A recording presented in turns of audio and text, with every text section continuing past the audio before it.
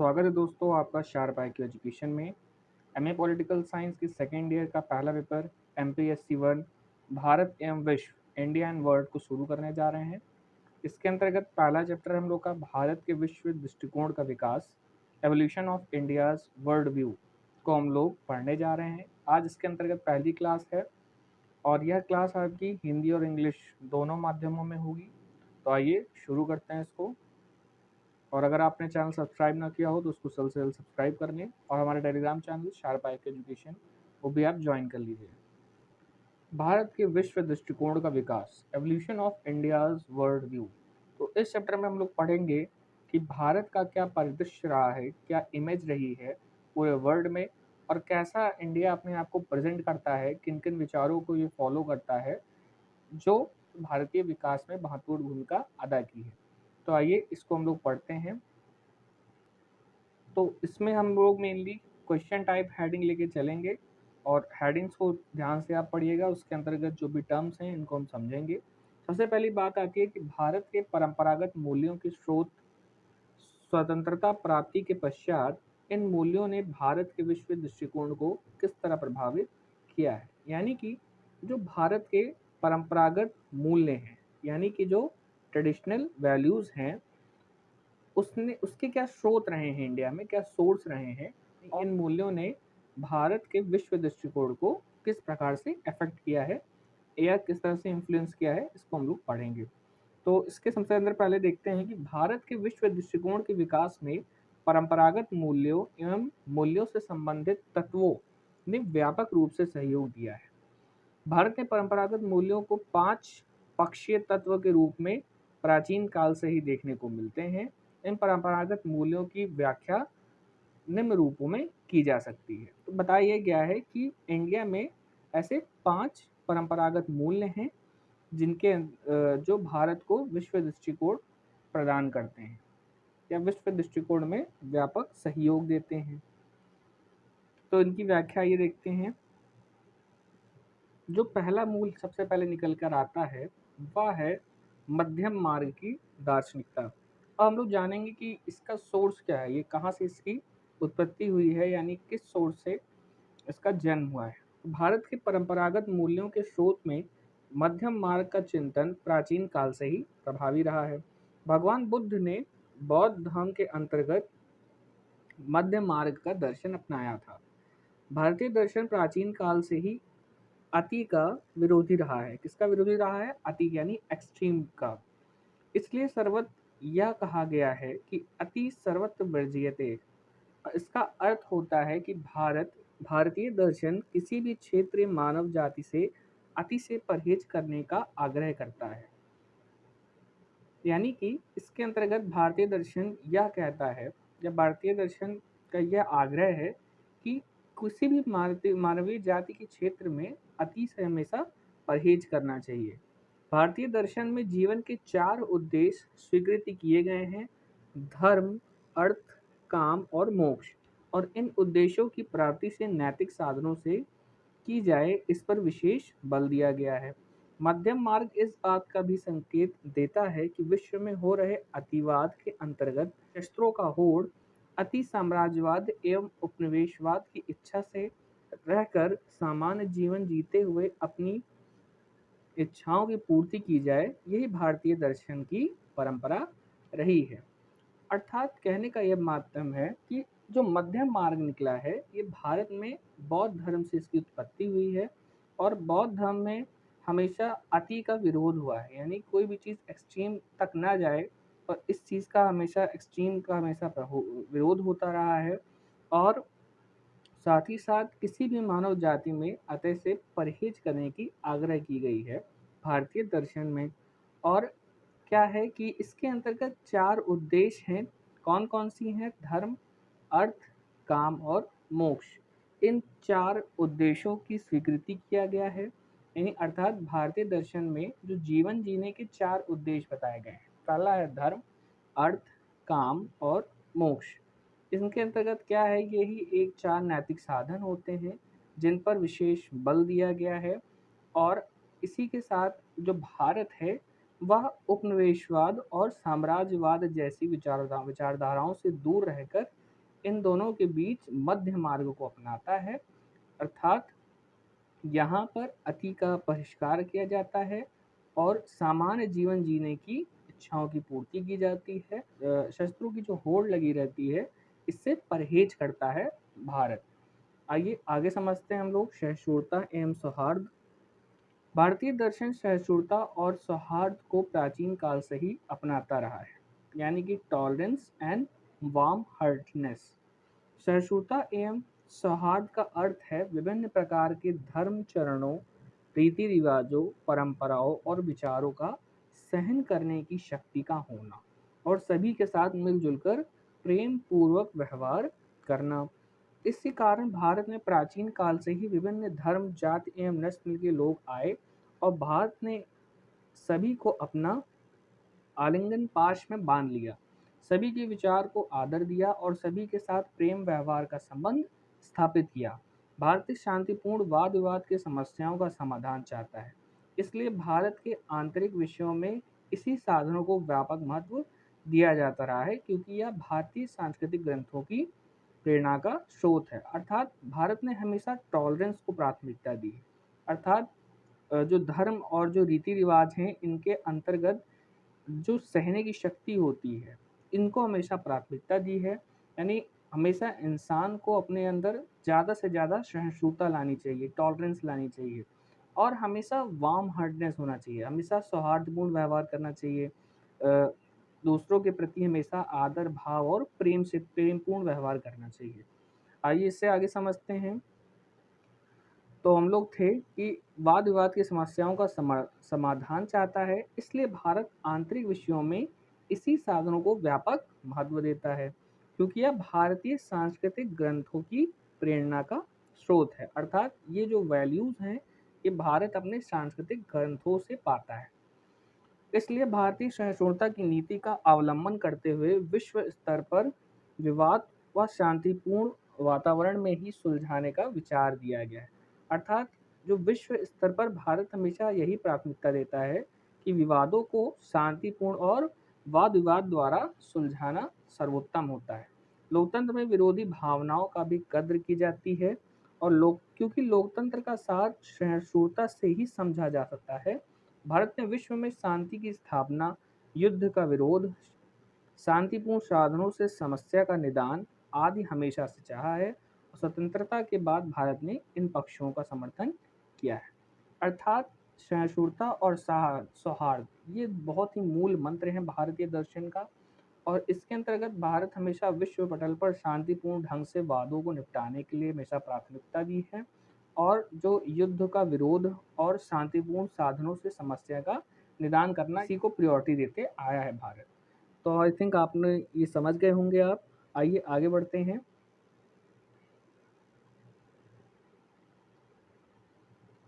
आदर्शवाद और यथार्थवाद भारतीय दर्शन का चिंतन, अर्थात आइडियलिज्म एंड रियलिज्म का क्या कॉन्सेप्ट है भारत के अंतर्गत, इसको समझते हैं कि भारतीय दर्शन के अंतर्गत कुछ विद्वान जैसे कौटिल्य, मनु, भारद्वाज, याज्ञवल्क्य, विष्णु शर्मा आदि ने पुस्तकों में यथार्थवाद के तत्व मिलते हैं। यानी इनकी पुस्तकों में यथार्थवाद के जो टर्म्स हैं उन पे देखा जाता है, क्योंकि ये लोग राज्य की सुरक्षा के लिए युद्ध रूपी साधनों को आवश्यक मानते थे। परंतु भारत का आदर्शवाद इस बात पर बल देता है कि राज्यों को अहिंसा, सत्य, त्याग आदि के तत्वों को अपनाना चाहिए और इसी के द्वारा किसी भी राज्य का चतुर्दिक विकास हो सकता है। इसके अंतर्गत सहयोग एवं सह अस्तित्व को विशेष महत्व दिया गया है और इस सिद्धांत को गांधी, नेहरू और अन्य नेताओं ने आधुनिक युग में स्वीकारा है। तो भारत में कुछ दर्शनों में या कुछ जगह पे यथार्थवाद के कॉन्सेप्ट तो मिलता है और कुछ जगह आदर्शवाद को, जैसे कि भारद्वाज, मनु और कौटिल्य की किताबों में यथार्थवाद का कॉन्सेप्ट मिलता है कि राज्य की सुरक्षा के लिए युद्ध करना और जहाँ तक कि दुश्मनों से युद्ध करना और अहिंसा करना जहाँ तक कि सही माना गया है। और वहीं आदर्शवाद का भी कॉन्सेप्ट मिलता है जहाँ पर राज्य के संचालन के लिए अहिंसा, शांति और सत्य और त्याग के तत्वों को भी अपनाना चाहिए। पर अगर आप पर कोई अटैक करता है, आप पर से कोई युद्ध लड़ने आता है, तो आप कहाँ तक की उससे शांति और अहिंसा की बात कर पाओगे? वो तो आपको कुचल के आपके साम्राज्य पे कब्जा कर लेगा। तो भारत के अंतर्गत ये दोनों कॉन्सेप्ट मिलता है और ये दोनों चीज़ हम भारत के दर्शनों में पाई जाती है। आदर्शवाद और यथार्थवाद भारतीय दर्शन में पाया जाता है। आगे देखते हैं साम्राज्यवाद का विरोध, यानी कि अपोजिंग ऑफ इम्पीरियलिज्म। क्या है साम्राज्यवाद का विरोध? यानी कि साम्राज्यवाद का अगर मोटा मोटा अर्थ समझे तो किसी भी क्षेत्र पर जबरन कब्जा कर लेना और उस पर पूरा शासन करना, ये साम्राज्यवाद का अर्थ होता है। तो हमेशा से भारत साम्राज्यवाद का विरोध करता है। आइए समझते हैं इसको, उसके क्या सोर्स रहे हैं कि भारत का चिंतन प्रारंभ से ही साम्राज्यवाद का विरोध करता आया है। भारतीय राजाओं और सम्राटों ने न केवल अपने भूखंड पर ही, जिसके अंतर्गत असेतु हिमालय, अरुणाचल से अस्ताचल का भूभाग आता है, पर विजय प्राप्त की है।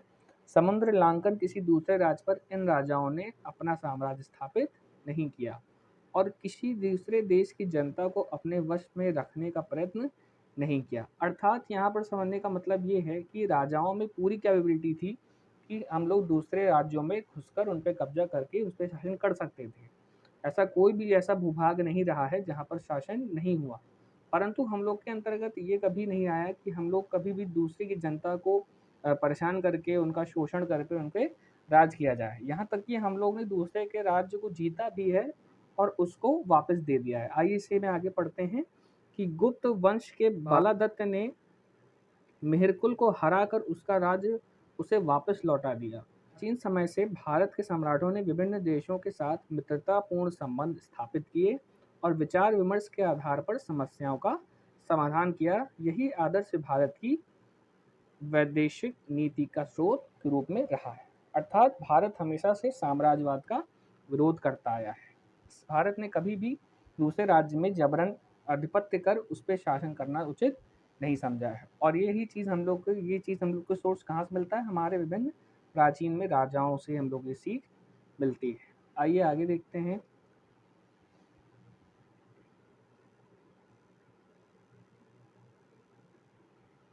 सकारात्मक चिंतन की प्रधानता भारतीय दर्शन का यह विशेषता रही है। यहाँ विद्वानों ने असत्य को नकारा है और सत्य का महत्व दिया है। भारतीय दार्शनिक मानव विकास के क्रम में नैतिक साधनों के द्वारा उपलब्धियों की प्राप्ति को ही सकारात्मक तत्व मानते हैं। इसलिए इसी तत्व को भारतीय परिप्रेक्ष्य में विशेष महत्व दिया गया है। तो भारत की हमेशा से पॉजिटिव थिंकिंग रही है। भारत ने कभी भी झूठ और असत्य का सहारा कभी नहीं लिया है और हमेशा ये मानव के विकास के लिए हमेशा तत्पर रहा है। और यही जो है भारतीय परिपेक्ष को महत्व दिया गया है। हमेशा से ह्यूमन डेवलपमेंट जैसे मोरालिटीज़ को हमेशा से भारत में इम्पोर्टेंस दी गई है। आइए आगे बढ़ते हैं। राष्ट्रीय कानूनों का सम्मान, हमेशा से जो अंतर्राष्ट्रीय कानून होते हैं, इंटरनेशनल लॉज होते हैं, इनका भारत रिस्पेक्ट करते आया है। आइए इसके अंतर्गत समझते हैं। भारतीय संस्कृति में प्रारंभ से ही अंतर्राष्ट्रीय कानूनों को सम्मानित किया जाता रहा है, क्योंकि भारतीय दार्शनिकों ने इसे स्वीकृति किया है। जैसे किसी अन्य देश के राजदूत अथवा दूत की हत्या न करना, विदेशों विदेशियों का अपहरण नहीं करना, शरणार्थियों की रक्षा करना, युद्ध बंदियों के साथ सम्मानजनक व्यवहार करना, पराजितों को क्षमा कर देना और आदि तत्व विश्व राजनीति के परिप्रेक्ष्य में भारतीय दृष्टिकोण के मूल के स्रोत के रूप में माने जाते हैं। तो जैसे कि अंतर्राष्ट्रीय कानून होते थे, इंटरनेशनल लॉज होते थे कि जैसे विदेशियों का अपहरण ना करना, शरणार्थियों की रक्षा करना और जो भी बाहर से दूत आते हैं उनकी हत्या ना कर देना गुस्से में आकर। तो ये ऐसे इंटरनेशनल लॉज का हमेशा इंडिया फॉलो करता आया है प्राचीन समय से ही। तो इन्हीं से ही हम लोग अपने प्रारंभ में प्राचीन से इन सभी चीज़ों के मूल तत्वों को हम लोग स्रोत के रूप में देखा जा सकता है। आइए आगे बढ़ते हैं। स्वतंत्रता प्राप्ति के बाद भारत के विश्व दृष्टिकोण पर परंपरागत मूल्यों का प्रभाव, अर्थात स्वतंत्रता प्राप्त करने के बाद भारत का विश्व दृष्टिकोण में इन मूल्यों का क्या प्रभाव रहा है। तो स्वतंत्रता प्राप्ति के बाद भारत का वैदेशिक नीति के अंतर्गत विश्व दृष्टिकोण को भारतीय दर्शन के स्रोतों ने निम्नलिखित रूप से प्रभावित किया है। भारत ने स्वतंत्रता के बाद मध्यम मार्ग का अवलंबन करते हुए गुट निरपेक्षता की नीति के अवलंबन का समर्थन किया और अतिवाद से परहेज करते हुए दोनों गुटों में से किसी भी गुट को समर्थन न देकर उसका सदस्य नहीं बना। भारत ने सैन्य गुटबाजी से परहेज किया। तो जैसे कि मैंने आपको पढ़ाया था कोल्ड वॉर के चैप्टर में, दो दुनिया में विभाजित हो गया था। प्रथम दुनिया वो लोग आती थी जो यूएसए के विचारधाराओं को मानती थी, और दूसरी दुनिया उन्हें कहा जाता था जो यूएसएसआर की विचारधाराओं को मानती थी। तो इसके अंतर्गत जो पूरा विश्व था वो दो खेमे में बट गया था। एक और जहाँ पूंजीवाद की विचारधारा को माना जाता था, और दूसरा जहाँ पर साम्राज्यवाद की विचारधारा को माना जाता था। तो इस समय भारत के लिए यह चुनना बहुत ही कठिन था कि वह किस खेमे में जाए। तो इस कारण भारत ने अपने प्राचीन मूल्यों का सहारा लेते हुए, उससे सीखते हुए गुट निरपेक्षता की नीति को अपनाया, और वह किसी भी गुट में शामिल नहीं हुआ और किसी भी सैन्य गुटबाजी में शामिल ना होकर अपना एक अलग गुट निरपेक्षता की नीति का प्रारंभ किया, जिसको हम लोग कहते हैं नॉन अलाइनमेंट पॉलिसी। आइए आगे बढ़ते हैं। सेकंड, भारत का अंतर्राष्ट्रीय नीति में स्वतंत्रता के बाद भारत की सहिष्णुता के चरित्र को उजागर किया गया। भारत में सभी जातियों एवं संप्रदायों के लोग मिलजुल कर एक साथ रहते हैं और सभी एक दूसरे के सुख दुख में साथ देते हैं। भारत ने उसी प्रकार के विश्व के सभी देशों के साथ मधुर संबंध रखा और विचार विमर्श के आधार पर विश्व की समस्या का शांतिपूर्ण समाधान चाहा है। भारत की अंतर्राष्ट्रीय नीति में स्वतंत्रता के बाद एक सहिष्णुता यानी कि टॉलरेंस की बात देखने को मिलती है, और हमेशा से यहाँ भारत में विभिन्न जातियाँ रहती हैं, विभिन्न प्रकार के संप्रदाय लोग रहते हैं, और यह एक आश्चर्य की बात है कि इतने शांतिपूर्ण ढंग से हम सभी एक दूसरे से मिलजुल कर रहते हैं। तो इसमें कहीं ना कहीं सहिष्णुता की राज छिपा हुआ है कि आखिरकार इतने अलग अलग भाषाएं, विविधता, रहन सहन होने के बावजूद हम लोग एक साथ रह रहे हैं। तो इस आधार पर विश्व पटल पर एक सहिष्णुता की विचारधारा जाती है। भारत ने उसी प्रकार विश्व के सभी देशों के साथ मधुरता से संबंध रखने का कोशिश किया और शांतिपूर्ण ढंग से किसी भी विवाद और समस्याओं का निपटारा करने के लिए चाहा है। आइए आगे बढ़ते हैं। भारत ने उपनिवेशवाद और साम्राज्यवाद का विरोध किया। उपनिवेशवाद होता है अर्थात कि पावरफुल कंट्री द्वारा किसी अनपावरफुल कंट्री, यानी जो इतनी पावरफुल ना हो, उस कंट्री में अपने बल से या अपने पावर से उस पे जाके शोषण करना, उसके भी जितने संसाधन हैं, धन हैं, उन सबका शोषण करना, यह उपनिवेशवाद के अंतर्गत आता है। यानी उपनिवेशवाद उसे कहते हैं जब कोई कोई पावरफुल कंट्री हो, वो किसी अनपावरफुल कंट्री पर अपने बल से, अपने पावर से उसके संसाधनों को शोषण करती है। तो ये जो कॉन्सेप्ट है ये उपनिवेशवाद कहलाता है, अर्थात कोलोनियलिज्म कहलाता है। अगला है साम्राज्यवाद। साम्राज्यवाद होता है कि सेम कॉन्सेप्ट है, पर यहाँ पर पूरी तरह से छोटी कंट्री को अपने कब्जे में कर लिया जाता है, जैसे कि चाइना करने की सोच रहा है ताइवान पर। तो ये जो कॉन्सेप्ट आता है ये साम्राज्यवाद के अंतर्गत आता है, और उपनिवेशवाद अपने बल से उसमें जाके शासन नहीं करता है प्रत्यक्ष रूप से, वह अप्रत्यक्ष रूप से शासन करता है, और जबकि संसाधनों का वह पूरा उपयोग में लेता है उस कंट्री के। आइए आगे देखते हैं। भारत ने उपनिवेशवाद और साम्राज्यवाद दोनों विचारधाराओं से परे हटकर गुटनिरपेक्ष की नीति अपनाकर विस्तृत अर्थव्यवस्था को अपनाया है। अगला है चौथा, भारत की वैदेशिक नीति में वर्णवाद और नस्लवाद विरोधी भावना रही है, और भारत हमेशा से वर्णवाद और नस्लवाद, वर्णवाद होता है जो किसी भी समाज में अलग अलग वर्णों के आधार पर जो समाज बटा होता है किसी भी समाज में, और नस्ल होता है उनकी अलग अलग नस्लों के आधार पर जो उनमें भेदभाव होता है। तो इन दोनों भावनाओं से हमेशा विरोध करता रहा है। अगला देखते हैं, भारत ने किसी प्रकार के शोषण का विश्व स्तर पर विरोध किया है। यानी भारत ने कोई भी प्रकार का शोषण हो, चाहे वो रोहिंग्या मुसलमानों का शोषण हो रहा हो या किसी भी प्रकार के शोषण से भारत हमेशा से इसका विरोध करता रहा है। अगला है, भारत ने निशस्त्रीकरण का समर्थन और युद्ध का विरोध किया है। निशस्त्रीकरण अर्थात शस्त्रों का व्यापार ना करना, शस्त्रों की होड़ ना करना, जमाखोरी ना करना, हमेशा से इन सब का हमेशा से बहिष्कार करता रहा है, और निशस्त्रीकरण का हमेशा समर्थन किया है।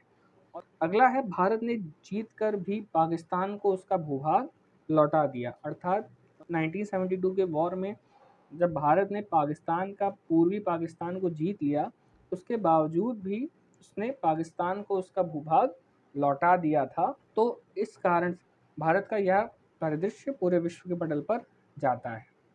अगला है 8वां, भारत ने शरणार्थियों को शरण दी है, जैसे कि दलाई लामा व अन्य देशों के शरणार्थी। हमेशा से भारत जब चीन द्वारा दलाई लामा या उनके बौद्ध धर्मों को शोषण किया जा रहा था, तो उस दौरान 1960-61 के आसपास कई सारे बौद्ध शरणार्थी भारत में आए और भारत ने उन शरणार्थियों को शरण दी और दलाई लामा को अपने शरणार्थी के रूप में अपनाया और उनको जगह दी।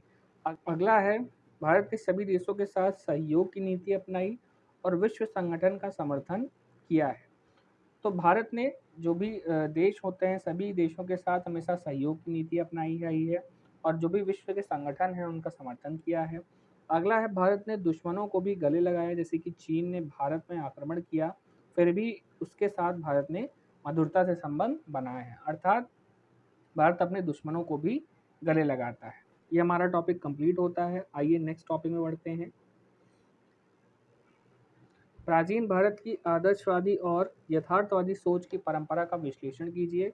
यह विवेचन कीजिए कि नेहरू किस प्रकार और कहाँ तक इन दोनों दृष्टिकोण को अपने विश्व दृष्टिकोण में सम्मिलित करने में सफल रहे हैं।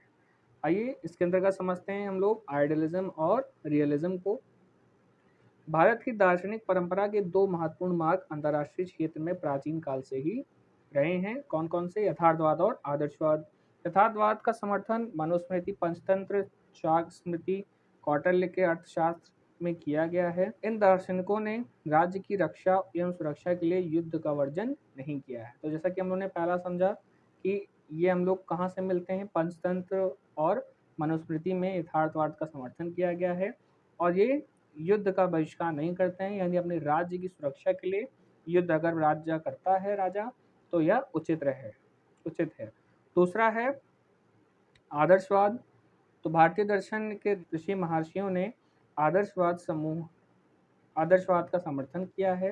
अंतर्राष्ट्रीय संबंध में अहिंसा, त्याग, शांति, सत्य का अवलंबन, दूसरे राष्ट्रों का हित, दूसरे राष्ट्रों में मैत्रीपूर्ण संबंध स्थापित करना तथा शोषण न करने पर विशेष बल दिया है।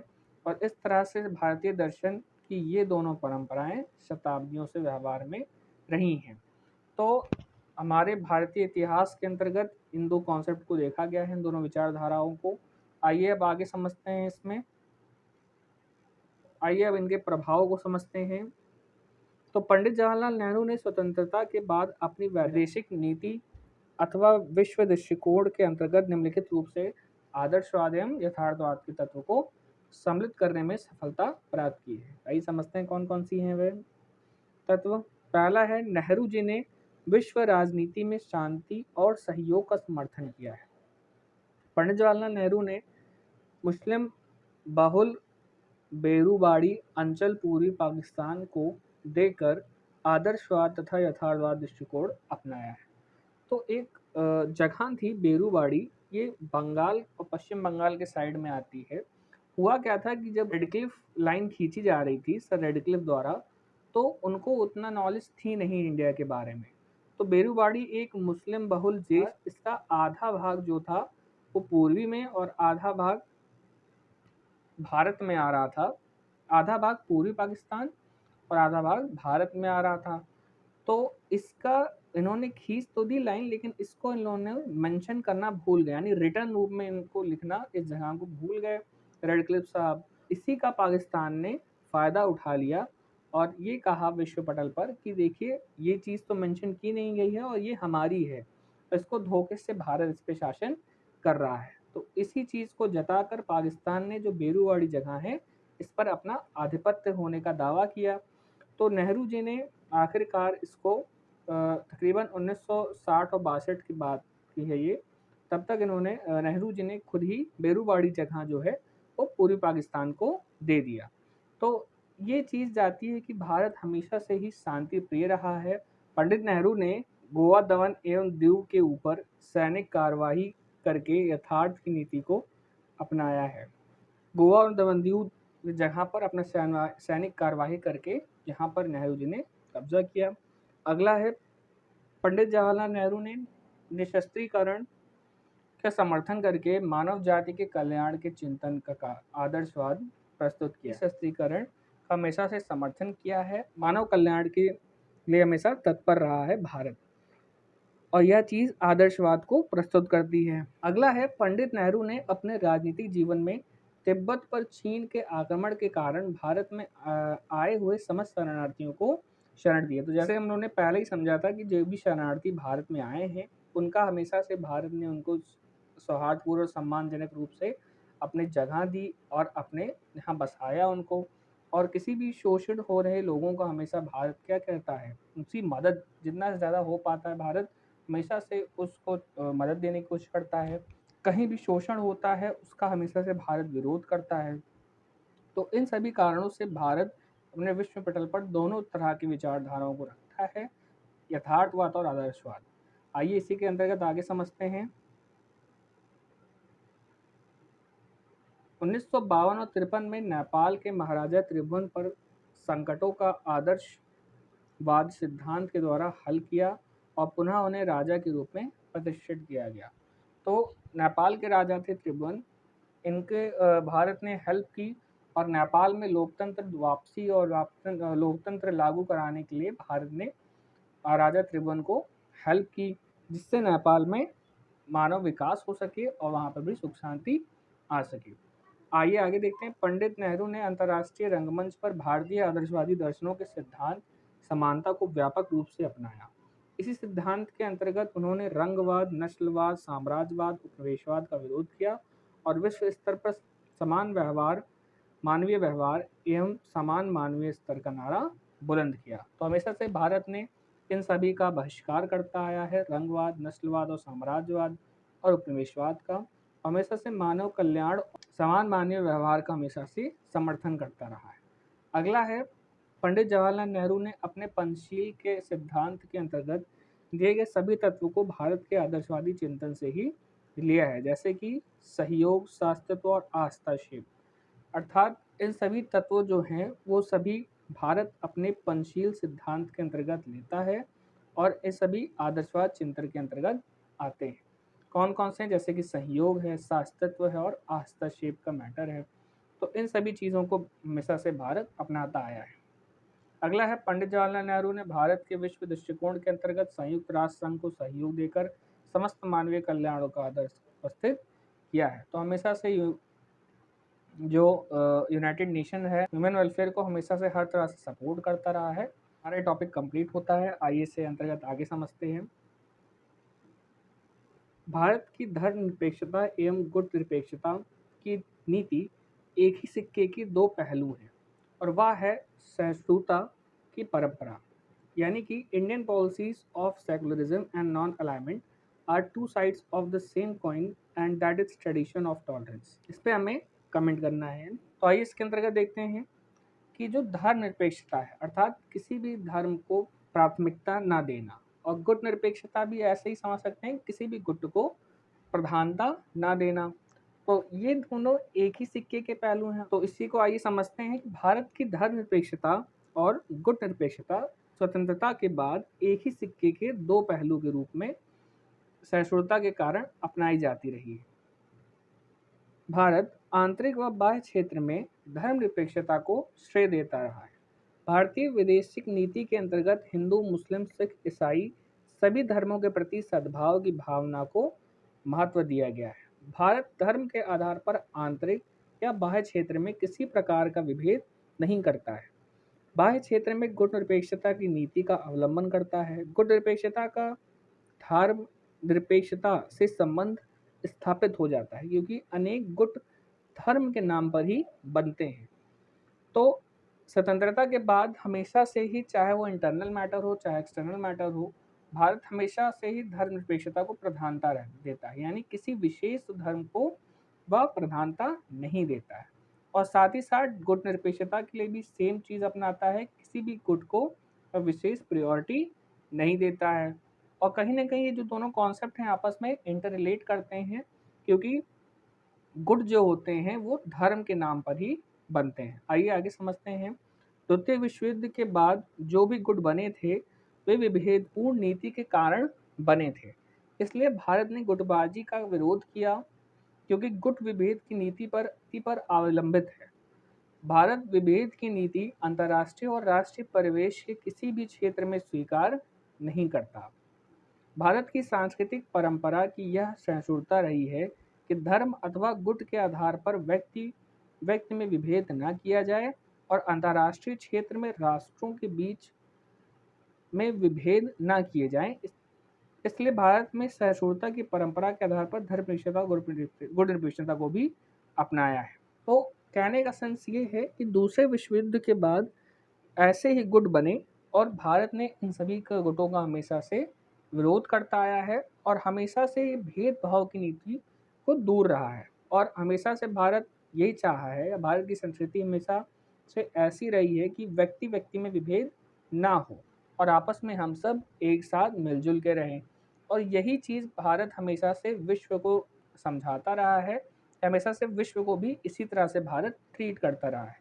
किसी भी देश और किसी भी अलग देश को उसके कभी भी भेद नहीं किया और हमेशा कभी भी भारत ने धर्म को प्रायोरिटी नहीं दी है। तो कहीं ना कहीं सहिष्णुता के रूप में भारत ने धर्मनिरपेक्षता और गुट निरपेक्षता को भी अपनाया है टॉलरेंस के रूप में। आइए आगे समझते हैं इसको। भारत की धर्मनिरपेक्षता केवल आंतरिक क्षेत्र में नहीं, विश्व सभी क्षेत्रों में विश्वव्यापी दृष्टिकोण के रूप में उभरती है। भारत धर्म के आधार पर ना तो किसी देश के साथ संबंध जोड़ता है और ना ही तोड़ता है। यहाँ पर ना लिख लीजिएगा। भारत सभी धर्म के लोगों को अंतर्राष्ट्रीय स्तर पर एक समान समझता है और किसी भी विभेदपूर्ण चिंतन से परहेज करता है। गुटबाजी एक विभेदपूर्ण मानवीय चिंतन और संगठन है। तो इसको आइए समझते हैं इस कॉन्सेप्ट को कि वही चीज़ बताई जा रही है कि भारत ना ही किसी भी देश के साथ धर्म के आधार पर संबंध जोड़ता है और ना ही तोड़ता है। और अंतर्राष्ट्रीय स्तर पर भी भारत हमेशा लोगों को एक समान तौर पर समझता है और किसी भी विभेदपूर्ण चिंतन से परहेज करता है। द्वितीय विश्व युद्ध के बाद विश्व में पूंजीवादी और साम्यवाद दो गुट का निर्माण चरमवाद के रूप पर हुआ और भारत मध्य मार्ग का अनुयायी था। वर्ल्ड वॉर 2 के बाद बहुत ही एक्सट्रीम पर जो पूरा विश्व था वो दो गुट में बट चुका था, लेकिन भारत ने इसके बावजूद किसी भी गुट में शामिल ना होकर मध्य मार्ग को अपनाया। इसलिए उसने गुट निरपेक्षता की नीति अपनाई। गुट निरपेक्षता की नीति धर्मनिरपेक्षता से तालमेल रखती थी और भारत का मानना था कि जब धर्म में विभेद नहीं तो राजनीति और अन्य नीति में विभेद नहीं होने चाहिए। भारत ने दोनों गुटों को बर्दाश्त किया तथा दोनों गुटों की प्रतिक्रियाओं को समझा। यह भारतीय सहिष्णुता की संस्कृति का प्रतीक था। इसलिए भारत ने सब कुछ सहते हुए भी धर्मनिरपेक्षता और गुट निरपेक्षता की नीति को अपनाया। तो आई होप ये कॉन्सेप्ट आप समझ गए होंगे। आज के पार्ट 1 में इतना ही रखते हैं। अगले पार्ट में हम लोग और टॉपिक पे डिस्कस करेंगे। तो अगर आपको ये लेक्चर समझ में आता है प्लीज़ चैनल को सब्सक्राइब करें। शुभ दिन, धन्यवाद।